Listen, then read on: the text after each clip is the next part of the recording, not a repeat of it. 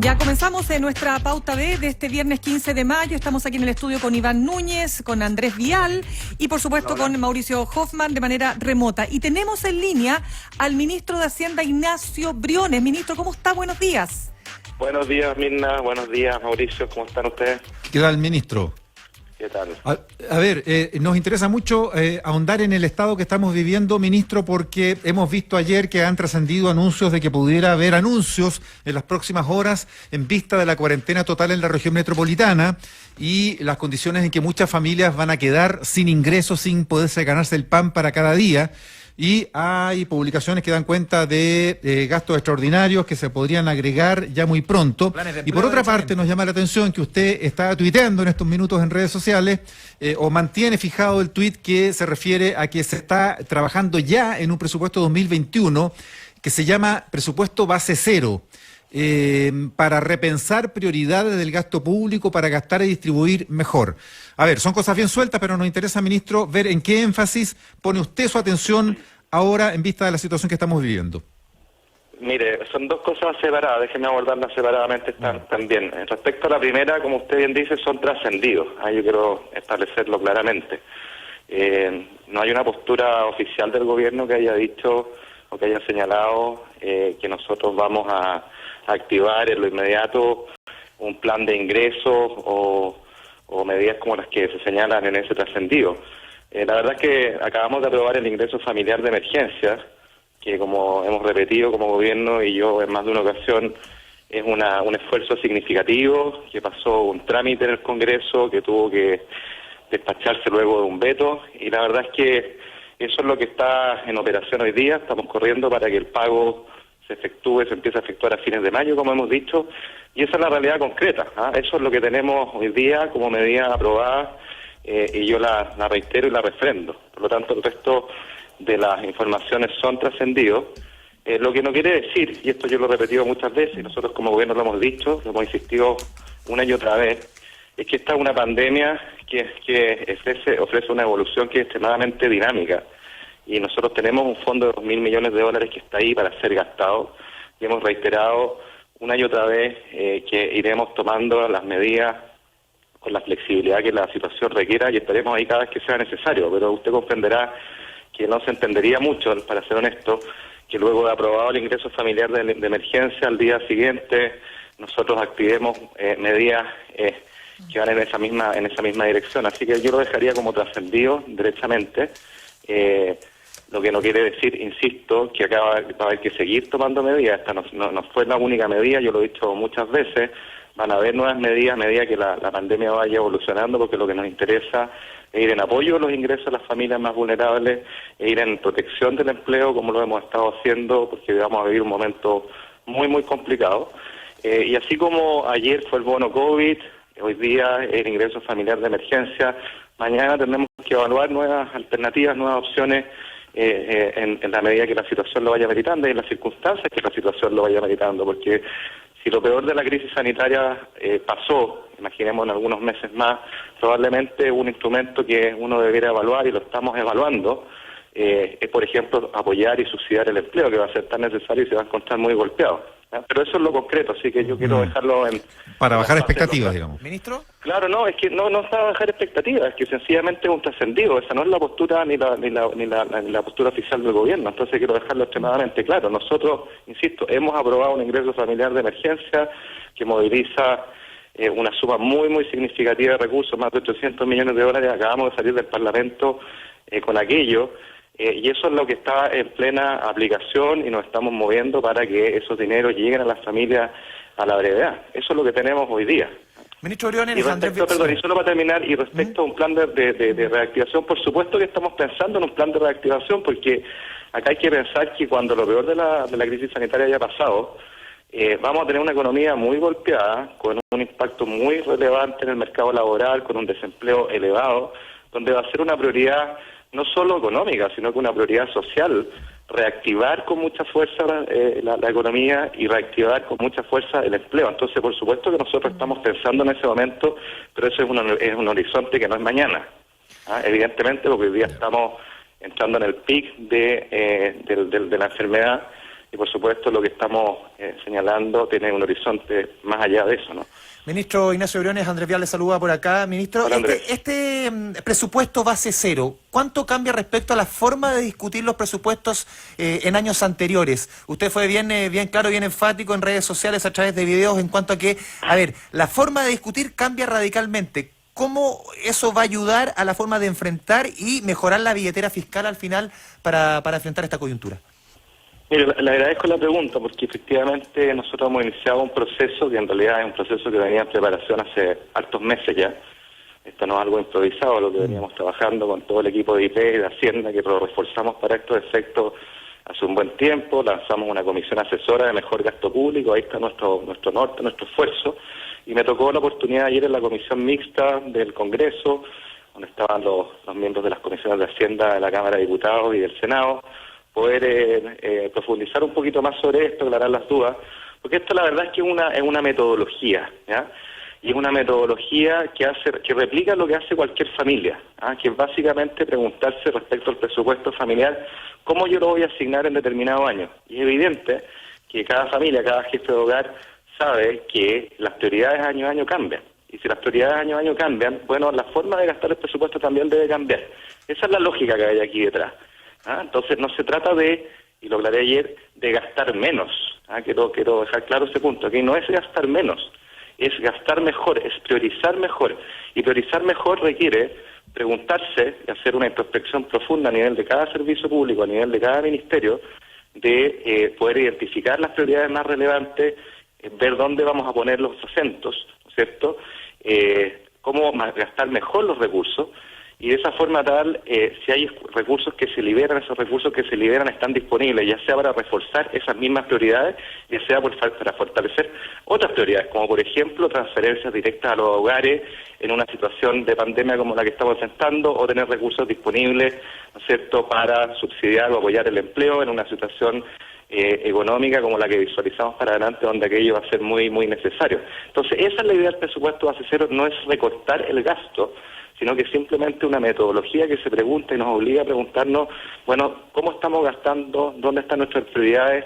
En definitiva, acá de lo que se trata es no aplicar el presupuesto con una lógica de copy-paste, de sencillamente replicar la inercia que tradicionalmente tiene el presupuesto, donde típicamente lo que uno hace es tomar el presupuesto del año pasado como elemento fundamental, le pongo un poquito por acá, le pongo otro poquito por allá y ahí está el presupuesto del año siguiente. Eso es lo que queremos romper esa inercia y hacer una reflexión profunda de si estamos priorizando bien, si estamos gastando bien, y en base a esa reflexión poder construir el presupuesto, que obviamente requiere una discusión y un diálogo, no solo a la hora de la tramitación de la ley de presupuesto del próximo año, sino que incluso antes, y eso es lo que hablamos también con los parlamentarios ayer, cómo involucrarlo en este proceso. Nosotros suscribimos un acuerdo con el Senado y con la Cámara a principios de este año, precisamente en esa dirección, y creo que es una reflexión necesaria, particularmente en un momento donde las prioridades evidentemente están cambiando, y nosotros tenemos que hacernos cargo de ello como lo hace cualquier familia de Chile. Ministro, Iván Núñez le saluda por acá, y en ese repensar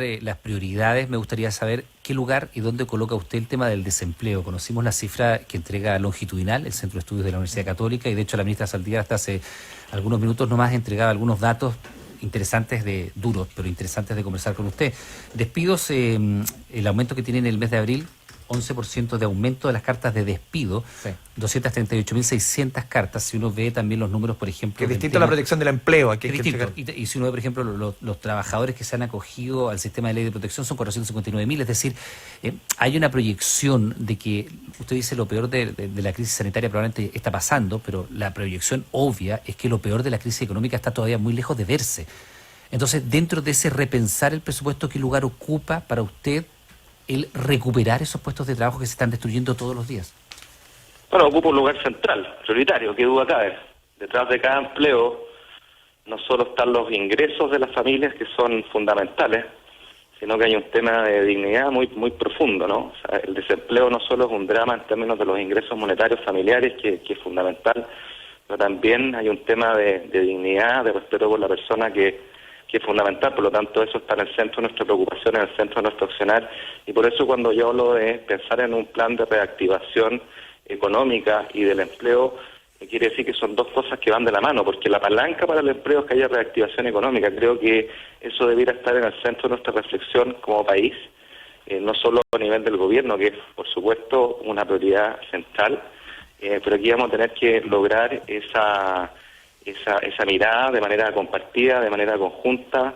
Creo que vamos a necesitar mucha unidad para impulsar medidas en esa dirección, y lo primero para aquello es concordar con un diagnóstico respecto a que eso es la prioridad, una vez que lo peor de la crisis sanitaria haya pasado, porque obviamente hoy día estamos concentrados como prioridad en el tema sanitario, pero llegará un momento en que vamos a empezar a salir, pero ese momento en que vamos a empezar a salir vamos a tener niveles de desempleo muy altos, vamos a tener muchas empresas que lo van a haber pasado mal, otras que van a haber quedado en el camino, y por lo tanto un impulso reactivador va a ser fundamental ahí. Vamos a requerir mucha unidad, mucha generosidad para que esa sea una prioridad, porque detrás de esa prioridad de reactivación, como usted señala, hay fuentes de trabajo que cabe recuperar con fuerza, porque en esa fuerza de trabajo hay ingresos y hay dignidad.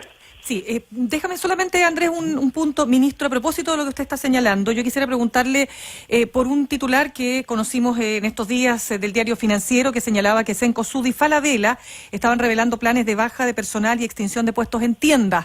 Yo quisiera saber, ¿qué espera usted de las grandes empresas? Y cuando hablo de las grandes empresas no estoy hablando de la TAM, porque por razones obvias está en una situación absolutamente crítica, ya más allá del borde, ¿no? Quisiera preguntarle por empresas como la propia Cencosud, que echó pie atrás, ¿no es cierto?, a la decisión de suspender temporalmente a sus trabajadores. ¿Usted teme que no se haga todo el esfuerzo necesario que algunas empresas sí pueden hacer? Se lo pregunto abiertamente, para evitar un desastre mayor. A ver, yo creo que acá hay que tomar conciencia, y más allá de las caricaturas que a veces suelen imperar nuestra discusión pública, donde está la grande versus la chica, el bueno versus el malo, que este es un shock increíblemente profundo, no solo en Chile, sino que en el resto del mundo. Y este choque increíblemente profundo impacta de manera muy profunda, afecta a empresas de todos los tamaños y de todos los sectores. E incluso genera cambios estructurales que hacen que en sectores industriales, sectores productivos, vayan a cambiar para siempre y de manera definitiva, ¿ya? Entonces acá hay que tener claro que a nivel de las grandes empresas van a haber despidos, ¿ya? No nos equivoquemos, yo quiero ser muy claro y muy honesto, y esto no es un juicio, no amerita un juicio de valor respecto al accionar de esa empresa, ni menos de si es mediana, pequeña o grande. Van a haber despidos, eso tengámoslo claro, porque acá hay un choque muy profundo en las ventas, por un lado, en los próximos meses de muchos sectores. El caso de la TAM que usted señalaba es ilustrativo, y lo hemos visto en otras aerolíneas a nivel del mundo, lo hemos visto a nivel de grandes cadenas de hoteles a nivel del mundo, de grandes cadenas de retail a través del mundo. Entonces eso es una realidad, no cabe esconderla, ¿ah? Y yo espero, claro, por supuesto, que todas las empresas hagan su máximo esfuerzo para mantener a la mayor cantidad de sus trabajadores, que ocupen la ley de la protección del empleo, que está pensada precisamente para dar un respiro temporal, ¿no es cierto?, a la espera que la situación económica retome. Y por eso nos volvemos a la pregunta que hacía Iván, de la importancia que va a tener acá el momento de la salida, de tener un plan de reactivación económica y del empleo que sea potente, precisamente porque el empleo tiene que ser nuestra primera prioridad, y para ello la reactivación económica es la clave. ¿No es descartable, ministro, que se llegue a un desempleo del 18%, como algunos han augurado, en la medida que no se cumplan las medidas de cuarentena? ¿También lo corroboró la ministra del Trabajo?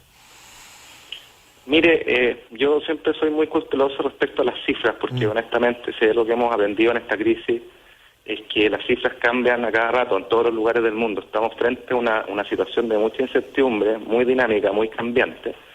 Le doy solo un ejemplo: el Fondo Monetario Internacional, que es la última estadística a nivel global que tenemos respecto a proyecciones de crecimiento, publicada en el mes de abril, muestra un retroceso de la actividad económica en el mundo de 3 puntos, versus la proyección que existía en enero, donde teníamos una cifra positiva de 3 puntos. Es decir, en el lapso de 3 meses, la proyección económica mundial cayó 6%, 6 puntos.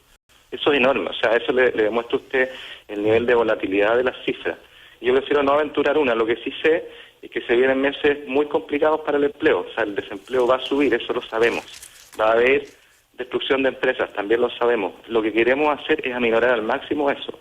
Y sobre todo pensar desde ya en un plan de reactivación que nos permita, cuando lo peor de la crisis sanitaria haya pasado, poder retomar la actividad económica, poder impulsar y apalancar el empleo con mucha fuerza, y eso es lo que vamos a necesitar sin ninguna duda.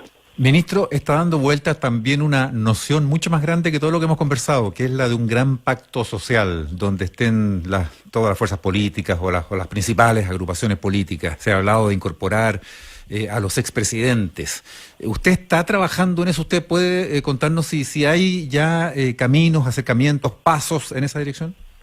No, mire, yo estoy trabajando, como le dije, mi primera prioridad es hoy día la emergencia que tenemos delante. Nos quedan muchas medidas de corto plazo inmediatas para atender a los efectos económicos y sociales, más allá de los sanitarios, ¿no es cierto?, que es lo propio del Ministerio de Salud. Nos quedan varias medidas para atender a lo que se viene en estos próximos meses. Yo lo he dicho muchas veces, este segundo trimestre va a ser el más malo lejos en términos de actividad económica, va a ser muy duro, vamos a ver números muy malos. Y el correlato de aquello es un incremento en el desempleo, una caída en los ingresos de las familias, y eso sin duda que tiene que ser nuestra prioridad número uno. Y la segunda prioridad, como veníamos conversando, es trabajar en un plan de reactivación económica y del empleo que por supuesto va a requerir el concurso de muchos, como yo lo planteé ayer en el Congreso. Ojalá podamos contar y consensuar un apoyo a este respecto de parte de las fuerzas políticas que estaban ahí representadas, porque esto vamos a necesitar hacerlo con unidad, sin duda alguna. Ministro de Hacienda, Ignacio Briones, muchas gracias por haber conversado con nosotros. Muchas gracias. Muchas gracias a ustedes, que tengan buen día. Igualmente. Adiós. Chao. Seguimos adaptándonos a esta nueva realidad. Seguimos con la Pauta B en tiempos del coronavirus. Solo por ADN 91.7. Hablamos con la verdad. Bueno, a ver, yo creo que fue sumamente claro el ministro. Algunas reflexiones, Andrés. O sea, lo que dice el ministro respecto a lo que pone hoy día La Tercera en su portal, en Pulso, en materia económica, este nuevo plan, el gobierno no lo descarta, pero obviamente está arriba de la mesa. Esto tiene que ver con el segundo plan económico que presentó el gobierno, 2.000 millones de dólares. La ley, que ya es ley, este ingreso de emergencia familiar pone arriba de la mesa 800 millones de dólares. Todavía 1.200 ahí a la espera. Exactamente, y esto se va a ir avanzando en la medida que, y lo ha dicho el gobierno, no nos vamos a gastar todas las balas, todos los cartuchos en esta primera instancia. Esto puede durar y van hasta diciembre, perfectamente. Tiene todo el sentido que una vez aprobado hace un día la ley de ingreso familiar de emergencia, el gobierno no vaya a anticipar lo que se viene, porque hay un concepto que el ministro ha utilizado bastante y que tiene que ver con este paréntesis. Y yo tengo la impresión de que la extensión del paréntesis es la gran duda, porque no sabemos si esto si este impulso por reactivar la economía, tú vas a poder manejarlo de aquí a 3 meses. No lo sabemos, porque la verdad es que nadie tiene claro aquello. Tú no sabes todavía en qué nivel de la crecida de la pandemia estás en Chile, en qué parte del pic vas. No lo sabes. Y por de pronto nos vamos al corte.